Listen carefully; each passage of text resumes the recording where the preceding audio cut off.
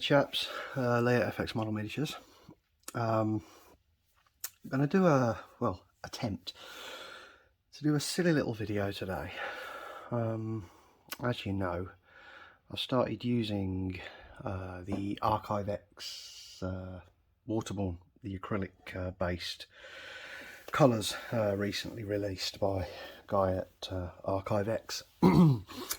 And having used enamels for quite some time now, I haven't used an acrylic paint for what seems like forever, especially an acrylic paint that is like the Archive-X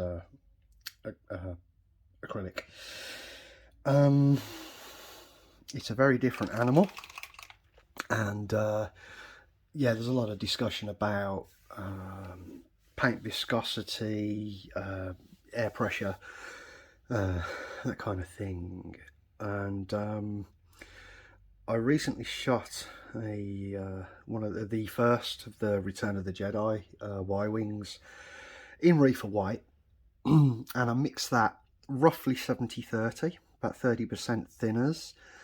I don't really, you know, as I said before, I don't measure paint. I just paint by feel. I paint, you know, that is literally how I've always painted. I never measure thinners and stuff. It's just absolutely ridiculous because all paint differs in its pigmentation. White is always a harder colour to thin because of its pigmentation. It doesn't thin the same as, for instance, you know, like an SP dark grey or a foundation or a concrete. Yeah, so on that, what I want to try and do is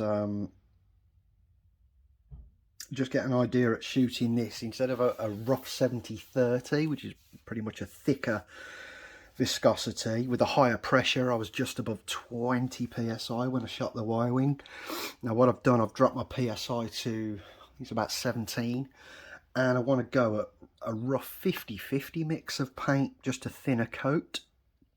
I shot M55 light armor blue and SP armor yellow on the Y-wing yesterday, and those were at the figures I've just mentioned, approximately a 50-50 mix and about 17 psi, and the paint flowed beautifully. It was wonderful, and it was nice to use less pressure. I'm not a fan of using high pressure when I shoot paint.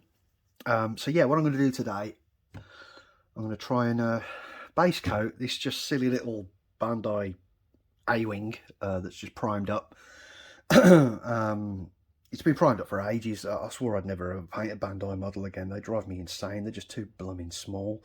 Ridiculous, really. But anyway, I'm going to have a go at base coating this in Reefer White. And then I'm going to try and do a full sort of studio paint up on it using the correct hues, because I know there's a lot of people out there that like to poo-poo on Archive-X, and it's oh, you shouldn't use that because it's oh no, I'll just mix my own. Well, if you want to mix your own, that's up to you, isn't it? If you want to go with hues that are accurate from the get-go, then you know you're in the right place. If you want to mix your own paint and just whinge and whine, yeah, seek life elsewhere. But anyway, what I'll do, I'm going to get this in the brush and we'll get started. Right guys, got an approximate 50-50 mix in the brush. I'm going to be using a Tamiya gun today. I always use this thing when I'm base coating. It just gives a you know, an easier spread to cover, which is, I think this is roughly I think it's a 0.8 needle, I don't know, something like that anyway. So it's, you know, it jets through a bit. Bit of black styrene. If I knock the compressor on.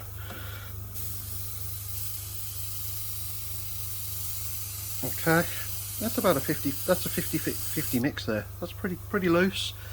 So let's just see what happens. You'll have to excuse the noise over the extractor. If I take this out now, what I'll do is I'll put you on time lapse while I start doing this. I'll base coat this up.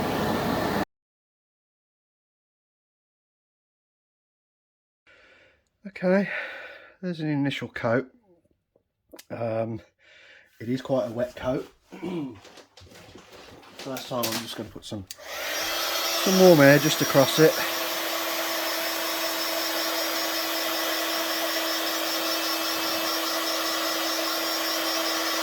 So I'm shooting this for the first time like this, so you know, I haven't actually tried the reefer white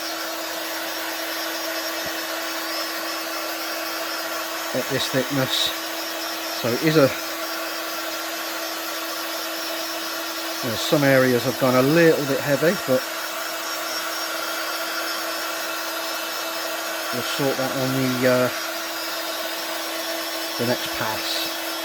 But yeah, I'd really recommend at 50-50 and this kind of pressure,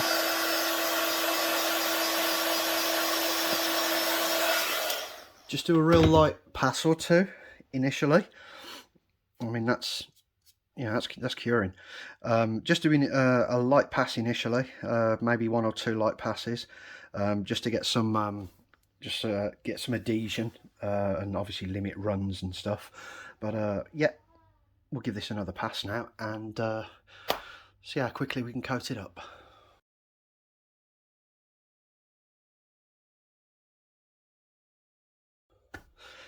Right guys, second pass, and already got reefer white coming through. Yeah, it builds up that quick. And as I said, this is a 50-50 thin mix. That's pretty thin for this paint, and it's building up really nicely. It's very, very nice, and it's lovely and smooth. It really suits the Bandai scale, actually. Right, without further waffling on, I'll get the final pass on this done now, without being too pedantic, and yeah, see how it looks then.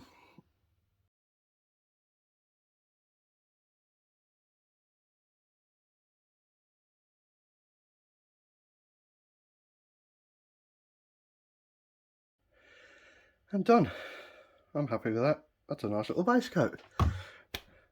Rushed, slap happy ready, but that's base coat on this little A-wing. And that's not bad at all, you know. That's now if you imagine, I mean, that's quite a nice smooth coat, that is. That's real level. I mean, I always take a little, after I've shot it and it's cured, I always take a little bit of kitchen roll or an old t-shirt and just give it a bit of a rub anyway. But yeah, that's reefer white, 50-50, real thin, 17 psi, easy. And that's literally took me no time at all to build up a really nice base coat on this A-wing. Now if you imagine this is reefer white, it's very stark, and everyone's sort of saying, oh, the A-wing's not white. You got to look past the layers, guys.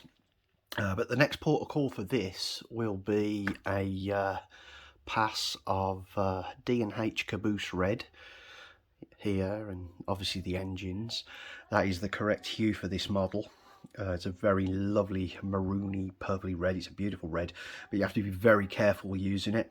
If you use it too heavy, it'll go very, very dark plum very quickly. So what I'll do, once this is cured fully, I'll do a little update, and we'll pass that out. We'll mask that up and pass over the D&H, and then we'll get into the weathering of it. But as I said, guys, it was just a quick silly one on using the AX acrylics. A lot thinner than even what I did initially thought I'd be using them at. They really are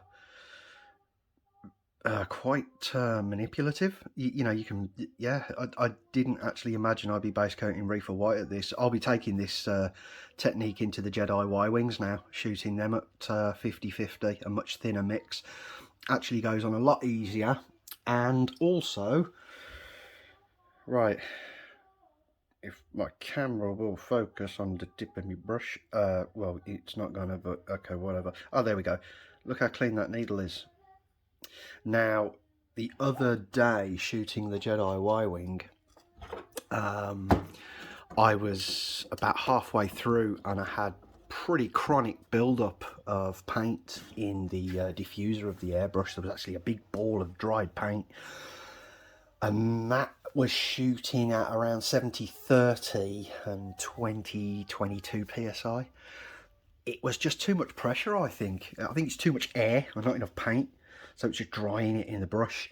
I've just base coated this in what, three good coats, and I've got no drying on the end of the brush, so pay heed to that as well, guys. It's actually a bit friendlier on the brush. Doing longer jobs may get a bit of build up, but honestly, that's about the best acrylic paint I've ever, yeah, wow, I'm pretty impressed with that, and it's lovely and level for the scale of the model.